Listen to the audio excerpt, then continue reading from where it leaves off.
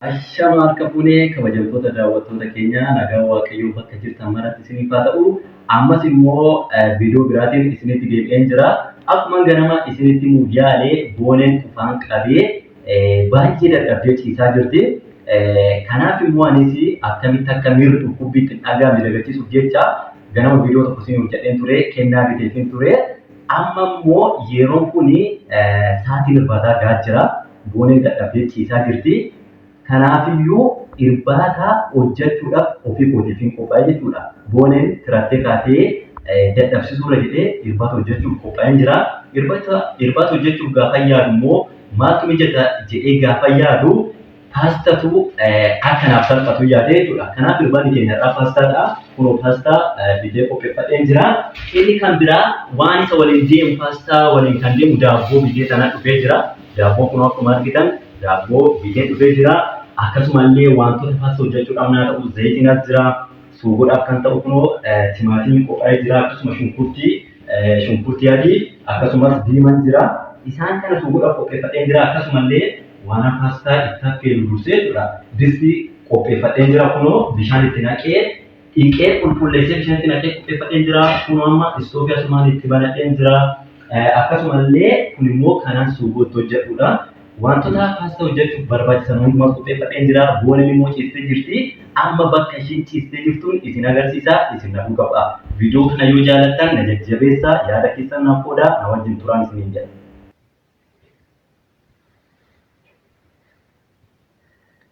Kinoo akkuma argaa jirtan ciistee mugdee jirti. Ishiin baay'ee waan dadhabdeef ciistee jirti. Daawwattoota keenya argaa jirtu kun akkaataa ishiin ciisaa jirtu. Egaa daawwattoota keenya booneen ciisaa jirti isinitti agarsiisee amma immoo akka dhiqadhee dhufee shunkurtii murachuurraan jalqaba. Shunkurtii qoqqifadheeni amma muruun jalqabaa. Egaa daawwattoota keenya ani hojii akka kanaa yeroo baradhu sirriitti hin beekaa boonetu na dagachiise maleedha. Kanaaf ammas sirriitti beekaadhaan miti egaa daawwattoota keenyaa kanneen ani viidiyoo kana isin waraabaa jiruu fi egaa daawwattoota keenyaa otumaan jedhu bishaan ho'ee waan jiruuf amma paastaan itti naqaa.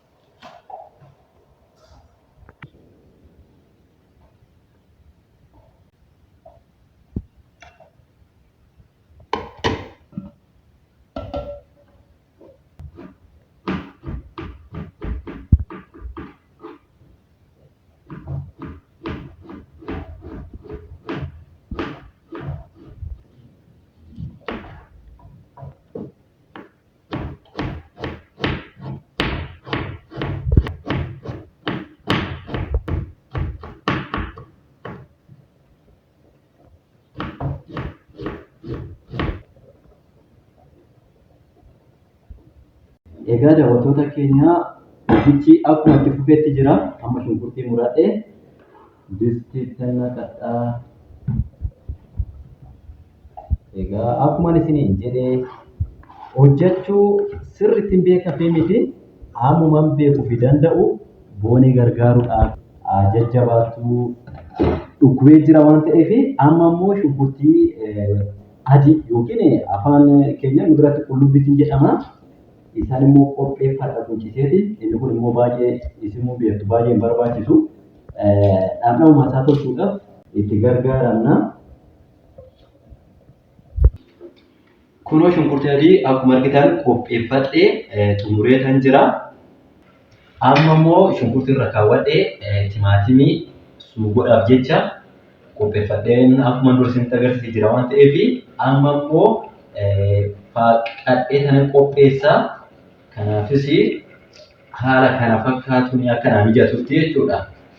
Akkasitti babbaafadheeni asirratti faaqee qopheessaa jechuudha.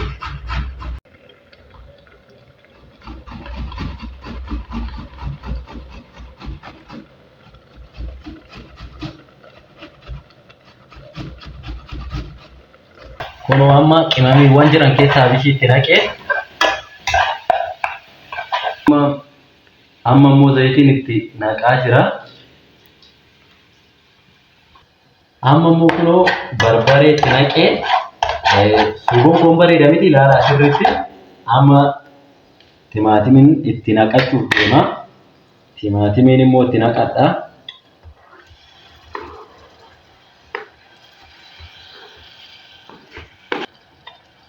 Kunoo timaatimii itti naqee waliin makaan jira. Adeemsi jiru maal fakkaata daawwattoota keenya? Bakka dogoggoretti na sirreessaa. Akkuma isiniin jedhee sirriittan beekaa fi miti garuu maafan hojjanne isa jechuudha. Kana fakkaata. Amma immoo paastaan koos kunoo qaqqabe fakkaata. Yala agartanii? Yala. Kunoo paastaanis kana fakkaata qaqqabee jechuudha.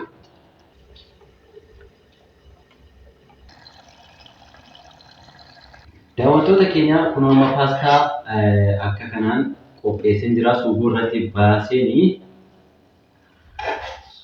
irratti baaseen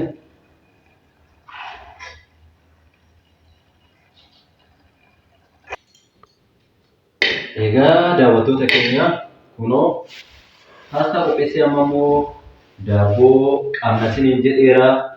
Kunoo daabboonis qophaa'ee jira. Daawwattoota keenya amma gara xumuraatti fidee waan jiruuf egaa nyaachuudhaaf jirra.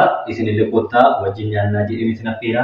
Isheen immoo hanga yoonaa ciistee waan jirtuuf dhaqee tanaan dammaqsaan aduu qabu. Amma egaa daawwattoota keenya boonee kaasuuf dhufeen jira. Duraanillee amma nu jedhee xumuru ta'ee sagalee koo waliin kaasne sababiin isaas hin dammaqxii kan jedhuufi. Baay'ee si galateeffadha dhugaa.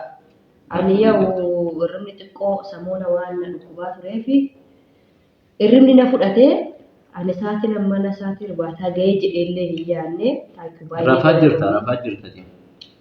Yoomtuu amma kana daabboollee bittee waan ta'e yaaduma kana yaaduun keetu waan guddaadha.